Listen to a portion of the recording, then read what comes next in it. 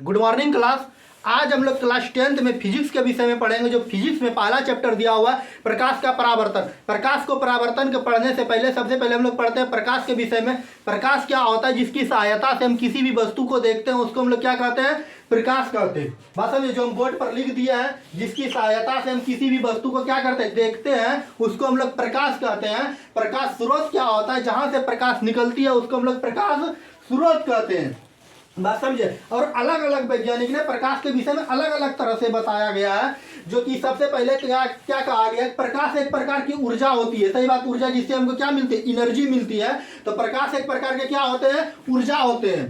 बात समझे? न्यूटन ने क्या कहा था? प्रकाश कई सारे कणों से मिलकर बना होता है। मतलब कण 9th में पढ़ाए थे, कण क्या होता है इस सब के विषय में, कण के विषय में हम लोग चर्चा किए थे। तो न्यूटन ने क्या कहा? प्रकाश कई सारे कणों से मिलकर बने होते हैं। तो मैट्रिक एग्जाम में जिस तरह से पूछे जाए ऑब्जेक्टिव, तो उस तरह से आप लोग बताइएगा, ठीक ना। पूछे जाते हैं प्रकाश कई सारे कणों से मिलकर बना होते हैं, तो ये किसका कथन है? तो किसका कथन है? तो न्यूटन का। हाइजन ने क्या कहा? प्रकाश एक प्रकार के तरंग होते हैं। बात समझे? तो हाइजन ने क्या कहा? प्रकाश एक प्रकार के तरंग होते हैं। ठीक। जब आइंस्टीन साहब आए 1905 ईस्वी में, इन्होंने क्या किया? प्रकाश विद्युत प्रभाव का खोज किया, जो कि नोबेल दिया गया था 1922 ईस्वी में इसको। बात समझे? तो परीक्षा में पूछा जाता है प्रकाश विद्युत प्रभाव का खोज किसने किया? तो आइंस्टीन ने क्या कहा? न्यूटन ने क्या कहा? प्रकाश एक कई सारे कणों से मिलकर बना होता है। हाइजन ने क्या? प्रकाश क्या कहा? एक प्रकार के तरंग होते हैं।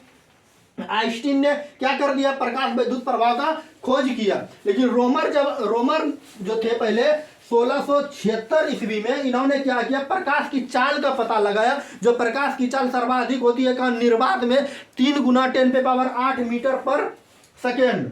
यहां पर जो कि हम लिख दिए, कई बार मैट्रिक एग्जाम में पूछा गया है कि प्रकाश की चाल सबसे अधिक कहाँ होती है? तो निर्वात में। तो कितना होता है? 3 गुना 10⁸ मीटर पर सेकेंड।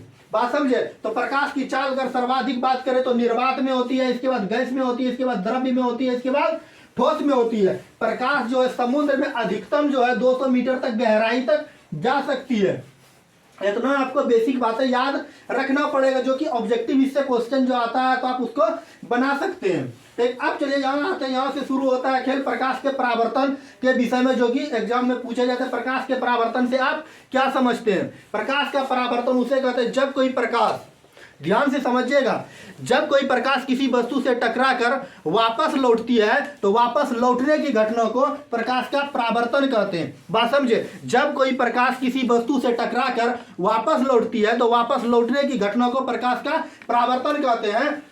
जो हम बोर्ड पर लिख दिए, जैसे कि हमारे पास कोई भी टॉर्च है, अगर छत पर मारते हैं तो क्या हो जाता है? वहां से रिटर्न हो जाती है प्रकाश। रिटर्न आकर मतलब वहां से टकराने के बाद वापस जो आ गई, वापस लौटने की घटना को हम लोग क्या कहते हैं? प्रकाश का परावर्तन कहते हैं। प्रकाश के परावर्तन के 2 नियम होते हैं, आपतित किरण, परावर्तित किरण। और आपतन बिंदु पर डाला गया अभिलंब एक ही तल में बराबर होते हैं, और आपतन कोण और परावर्तन कोण दोनों आपस में बराबर होते हैं। ठीक। तो आगे हम उसको क्या करते हैं? बोर्ड पे नोट कर देते हैं। इससे पहले जो है हमको पढ़ना पड़ेगा क्या? आपतन कोण क्या होता है, परावर्तन कोण क्या होता है, परावर्तित किरण क्या होता है, और आपतित किरण क्या होता है। अब देखिए, ये एक समतल दर्पण है। तो समतल दर्पण के यहाँ पर जो कलई क्या होता है, या तो आपके पास चांदी का पॉलिश होगा, या तो पारा लगाया जाता है, या तारपीन का तेल दिया, तो सिल्वर नाइट्रेट। तो सिल्वर नाइट्रेट का सूत्र कई बार मैट्रिक एग्जाम में पूछा हुआ है, AgNO3। बात समझे? तो इतना आपको याद करना पड़ेगा। या तो आप वीडियो को 1 से 2 बार देखिए तो ऑटोमेटिक आपको याद हो जाएगा। ये हमारा समतल दर्पण है, जिसको हम लोग अंग्रेजी में प्लेन मिरर भी कहते हैं। अब देखिए, यहाँ से कोई प्रकाश आ रही है, जब प्रकाश आई तो इसी को हम लोग कहें आपतित किरण, और इधर रिटर्न हो गई तो इसको हम लोग क्या कहें? परावर्तित किरण। और ये दोनों के बीच में क्या कर दिए हम लोग? अभिलंब एगो खींच दिए, एगो लकीर खींच दिए। ये हो गया हमारा आपतन कोण, इसको हम लोग I से सूचित करते हैं। परावर्तन कोण इसको हम लोग R से सूचित करते हैं। अगर ये तीनों को मिलाते हैं, मिलाने के बाद ये 180 डिग्री का कोण बनाता है। बात समझ गए? अब देखिए, प्रकाश के परावर्तन से क्या क्या क्वेश्चन पूछ सकते हैं।